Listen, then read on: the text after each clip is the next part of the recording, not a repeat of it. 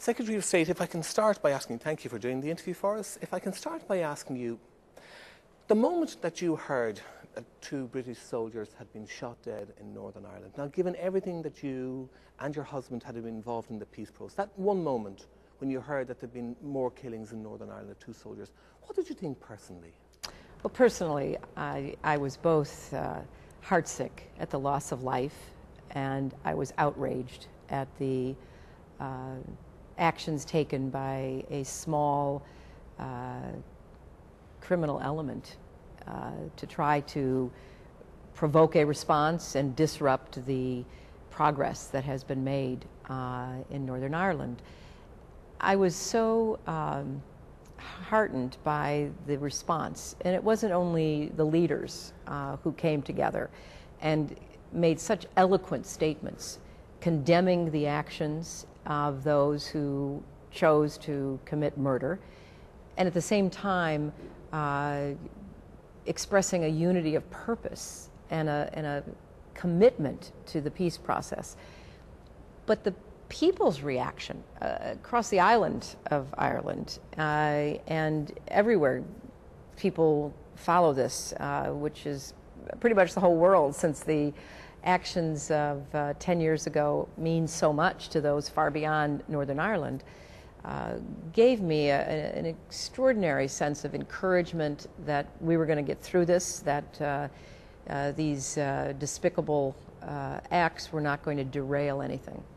In a way, though, because of the success of the peace process, has perhaps what's happening in Ireland fallen down the agenda of America? No, not at all. I think that there's so much more to our relationship than even the importance of the Northern Ireland peace process. That is something that I'm very proud of. I'm proud of the role that my husband and Senator Mitchell played, along with the Irish government as well as the British government. But it's the people of Northern Ireland who did it. They're the ones who deserve all of the gratitude and congratulations. But our relationship with Ireland is deep and strong and wide. We reaffirmed that with all of the meetings that we held over the last 2 days. I was particularly pleased to be in on the meeting between President Obama and the Taoiseach when they discussed their mutual ancestral origins. And it was just so, it was like family. It was just so comfortable and so easy. On the economic front, on our shared commitment to peacekeeping, I applaud the people in the government of Ireland for the extraordinary commitment of soldiers to peacekeeping operations, to your development aid, which we want to work more closely with. So there's just a broad range of familial, ancestral, cultural, and every other kind of connection. Well, you talk about family there, but in one sense there's so many Irish people here, and one issue which is burning is the undocumented. There was recently a young Irish man, he was picked up here, he was illegally in here, there's no doubt about that. He was caught for something, maybe for a driving offence, but he ended up in jail, and he was then deported back to Ireland. Now, people feel, can something be done about the undocumented? I know you have a huge problem. There are many other countries who have people here and they need to sort those problems out. But can something be done, do you think? Well, we hope so. This is an issue I worked on very hard as a senator from New York. It is part of our need to revamp our immigration system. It is broken. We know it's broken. It got caught up in the political campaign of the last couple of years. But I know the President's commitment, and those of us serving in the Obama administration, is to revisit immigration reform, to look for a way of, fixing this system. I have a particular interest in, the Irish immigration issue because of all of the Irish Americans and the Irish who I represented in New York. And I met many times with representatives of the Irish immigrant community. And we hope that we'll be able to work out some exchanges, some work programs that will go back and forth between Ireland and the United States while we're working on the ongoing problem of immigration reform. Now, yesterday I think President Obama told Brian Cowan that you don't consider Ireland as a tax haven, but the President did talk about recently that he was going to go after some of the companies that were shedding jobs abroad.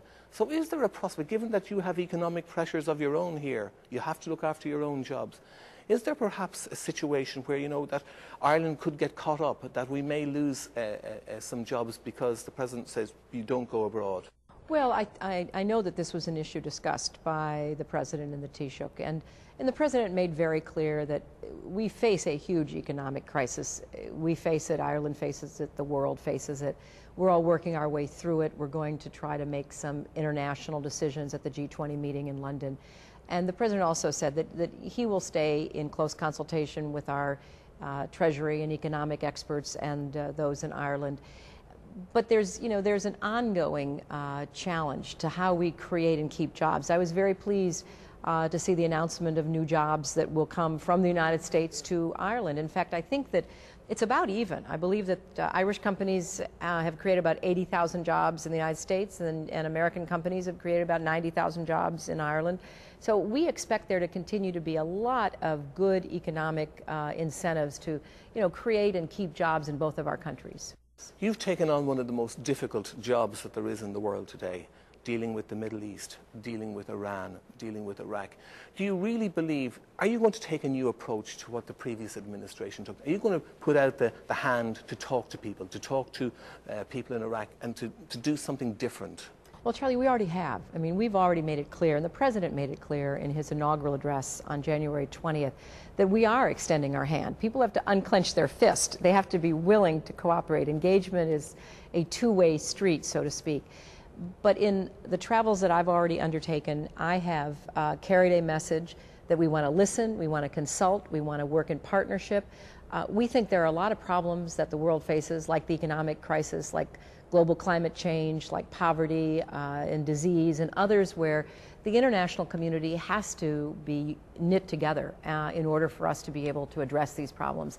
And then we have bilateral issues that we pursue with various countries. But, we do have a much different approach than the prior administration. I have two final questions to you. One of them might be a little bit cheeky. Yesterday, no, I can't believe it. in the White House, when you were there, the celebrations for St. Patrick's Day, it could have been you who was there among a different sort of community of Irish people. Did you say that could have been me? No, I don't look back. I was there yesterday night, and it was a great celebration. I was glad to see that it had been moved back to the nighttime, I mean, during the last 8 years, that wasn't usually the case. I was so happy to see the cross-section of people from all over our country, as well as from the island of Ireland, and to celebrate what are these extraordinary connections that we have one with the other. So I'm someone who gets up every day thinking about today and tomorrow. I don't think back. I had a grand experience being a candidate for the presidency. It was an extraordinary privilege to travel across our country and to meet so many people.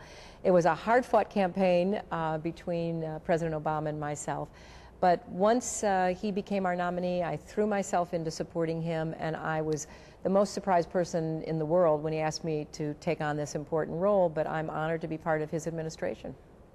Would you like to visit Ireland? Would you perhaps even like to go with President Obama, the two of you, to come to Ireland on an official visit? Well, I hope that does happen, and I was very amused when the President said that he hoped to earn an apostrophe, the Obama, which was part of the St. Patrick's Day placards that were used during the campaign this time last year. And I kidded with the Taoiseach and the foreign minister and others with whom I met that my going to Ireland is not viewed as a work responsibility in this building. They know how much I love to go and how I would go at the drop of a hat. Will you go? Oh, I anticipate that I will go, but they will probably withhold permission for me to go until I hit some of the other places in the world. I've been to Ireland, numerous times. I've had such a great experience, have so many friends, both north and south, and I look forward as Secretary of State to continuing to deepen and broaden our relationship. Secretary of State, thank you very much. Thank you. Thanks. It's a pleasure. Lovely.